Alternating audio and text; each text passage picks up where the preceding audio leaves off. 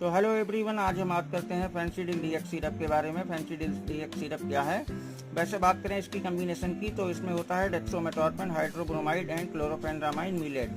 अगर दोस्तों आपको सूखी खांसी आती है, ठौंसे वाली खांसी आती है, तो फेंसिडिल डीएक्स सिरप आप ले सकते हैं। वैसे डोज की बात करें तो इसे 10 ml सुबह और 10 ml शाम को ले सकते हैं। अगर आपको बहुत ज़्यादा खांसी है तो आप इसे 3 टाइम भी ले सकते हैं। वैसे कंपनी की बात करें तो इसे एवॉर्ड फार्मा बनाती है और प्राइस की बात करें दोस्तों तो 140 रुपये इसकी प्राइस होती है, या फिर आप अपने डॉक्टर से सलाह अनुसार ही इसको यूज कर सकते हैं। Thank you guys.